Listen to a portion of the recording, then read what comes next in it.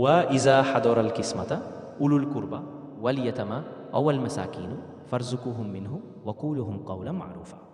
অর্থ, বাংলা অনুবাদ: আর যখন বন্টনের সময় আত্মীয় স্বজন, এতিম ও মিসকিনরা এসে উপস্থিত হয়, তখন তাদেরকেও তা সম্পদ থেকে কিছু দাও এবং তাদের সাথে ভালো কথা বলো। তাফিসির ও মূল ভাব: সহজ কথায়, এই আয়াতে আল্লাহ তাআলা মৃত ব্যক্তির উত্তরাধিকারীদের নির্দেশ দিয়েছেন যে যখন মিরাস বা সম্পত্তি বন্টন করা হচ্ছে, তখন যদি এমন কোনো আত্মীয় যারা ওয়ারিশ নয়, এতিম বা দরিদ্র ব্যক্তি উপস্থিত থাকে, তবে তাদেরকেও বন্টনের সময় কিছু সম্পদ উপঢৌকন বা সাহায্য হিসেবে দেওয়া উচিত। সদয় আচরণ: সম্পদ দেওয়ার পাশাপাশি তাদের সাথে নম্র ও ভালোবাসায় কথা বলতে বলা হয়েছে। উদারতা: এটি মূলত আতিবীয় ও আবাবিদের প্রতি কৃপণতা না করে উদার হওয়ার শিক্ষা দেয়।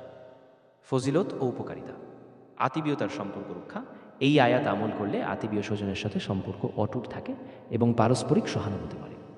লোভ থেকে মুক্তি: সম্পত্তি বন্টনের সময় এতিম ও দরিদ্রদের অংশ দিয়ে দেওয়া লোভ ও কৃপণতা থেকে আত্মাকে পবিত্র করে। নৈতিকতা ও সহানুভূতি: এটি মানুষের মধ্যে সহানুভূতি ও মানবিকতার গুণাবলী জাগ্রত করে। ফিকহি দিক সহজ ব্যাখ্যা: মৃত ব্যক্তির আতিবীয়, এতিম ও মিসকিনরা যারা মিরাশ। ঠিক আছে।